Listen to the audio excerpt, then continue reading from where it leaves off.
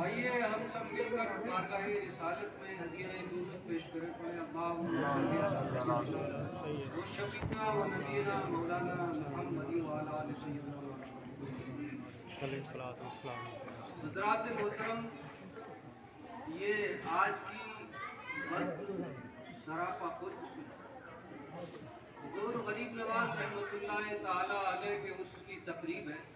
یہ 813واں عرس ہے سرکار غریب نواز کا۔ یہ بزرگان دین سرکار مصطفیٰ صلی اللہ تعالی علیہ وسلم کے دین کی سچی تبلیغ ہے۔ 1400 سال کے عرصے میں جو دین کی تبلیغ، اصلیت میں دین کی تبلیغ ہوئی ہے، ان بزرگان دین کے ذریعے سے ہوئی ہے۔ آپ سب کو میں دلی مبارکباد پیش کرتا ہوں کہ آپ بزرگان دین کے اس پروگرام میں تشریف لائے، عقیدت کے ساتھ اظہار محبت پیش کرنے کے لیے۔ اللہ تبارک و تعالیٰ سے دعا ہے مولا تعالیٰ بزرگان دین کے صدقے میں آپ کی دلی جائز تمناؤں کو پورا فرمائے، دونوں جہان کی نعمتوں سے سرفراز فرمائے۔ یہ سلسلہ ایسا سلسلہ ہے، یہ دنیا داری کے رسم و رواج کا نہیں ہے، بلکہ یہ بزرگان دین نے اللہ اور اس کے رسول کا سچا پیغام سنایا ہے۔ علامہ اقبال صاحب نے اب سے 100 سال پہلے کہا ہے، لوگوں کو جھنجھوڑ کر کے کیا خلق نے سمجھا ہے، خلق کہتے مخلوق کو، کیا خلق نے سمجھا ہے، کیا عقل نے جانا ہے، کیا خلق نے سمجھا ہے، کیا عقل نے جانا ہے، ان خاک نشینوں کی جو زمین پہ بیٹھتے ہیں، ان خاک نشینوں کی ٹھوکر میں زمانہ ہے۔ ایسا سبحان اگر یہ اللہ۔ ٹھوکر مار دیں مٹی کو تو مٹی سونا ہو جائے گا۔ حضور غریب نواز رحمۃ اللہ تعالی علیہ نے حضرت قطب الدین بختیار کاکی رحمۃ اللہ تعالی علیہ جو مہرولی شریف دلی میں ہے، آپ کے خلیفہ اکبر ہیں، انہیں خط لکھے۔ اس ایک خط کا آپ کو مختصر سا مضمون، آپ نے ارشاد فرمایا، پیارے بیٹے، پیارے بیٹے، درویش کی کوئی اپنی مرضی نہیں ہوتی ہے، وہ اللہ کی رضا میں راضی ہوتا ہے، اور جب اللہ کی رضا میں کوئی راضی ہو جاتا ہے تو وہ اہل رضا کی منزل پر فائز ہو جاتا ہے۔ بے شک سبحان اللہ۔ اور اہل رضا کے بارے میں اللہ کے رسول نے ارشاد فرمایا ہے، یہ حدیث قدسی کئی حدیثوں میں آئی ہے، اللہ کا فرمان رسول اللہ صلی اللہ تعالی علیہ وسلم کی زبان ترجمان سے کہ بندہ جب میرے قریب آتا ہے یہاں تک کہ میں اسے اپنی رحمت میں ڈھانپ لیتا ہوں، اس کا بولنا یعنی اس کی زبان ہو جاتا ہوں جس سے وہ بولتا ہے، اس کا بولنا اللہ کا بولنا ہوا کرتا ہے، میں اس کے ہاتھ ہو جاتا ہوں جس سے وہ اشارے کرتا ہے، عمل کرتا ہے، میں اس کے پیر ہو جاتا ہوں تو اس کا دیکھنا چلنا پھرنا سب اللہ کا ہو جاتا ہے۔ لوگوں، یہ چند روزہ زندگی ہے، چند روزہ زندگی۔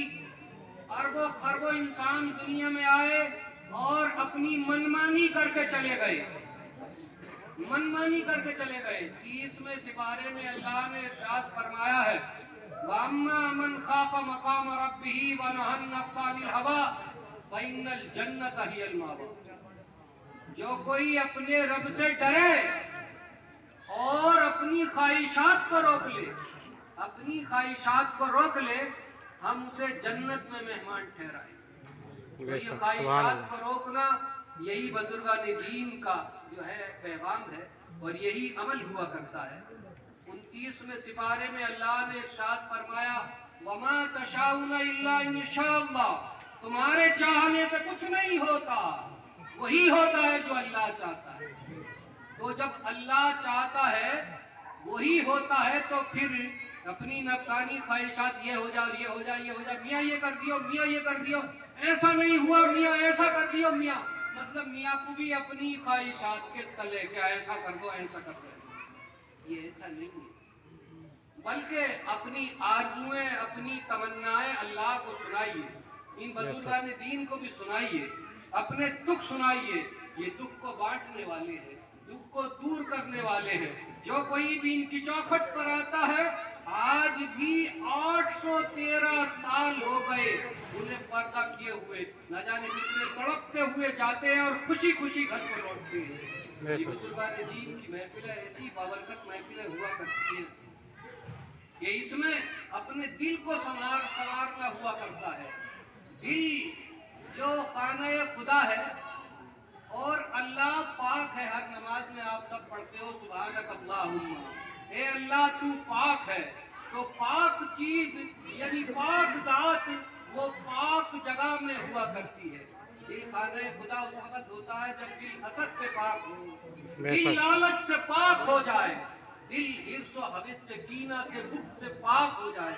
बुग़्ज़ व हसद लोगों इतनी बुरी बीमारी है, इतनी बुरी बीमारी है कि ये अल्लाह की अता करदा, अल्लाह किसी को हुस्न दे दे, अल्लाह किसी को समझ दे दे, अल्लाह किसी को ताकत दे दे, अल्लाह किसी को दौलत दे दे, अल्लाह किसी को मर्तबा दे दे, उस अल्लाह के दिए हुए पर हम एतराज करते हैं। हसद वो चीज कि इसे ये क्यों मिल गया, इसे ये क्यों मिल गया, इसे ये ओहदा क्यों मिल गया, ये हसद है।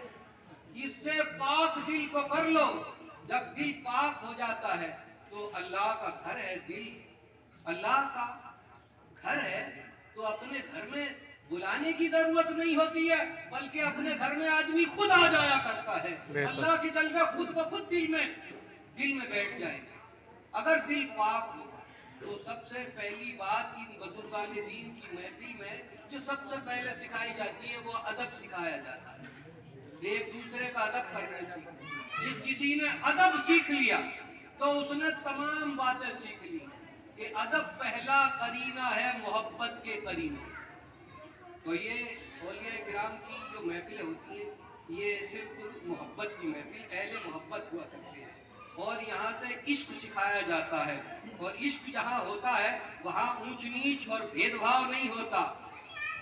हजरत फारूक आज़म रज़ियल्लाहु ताला अन्हु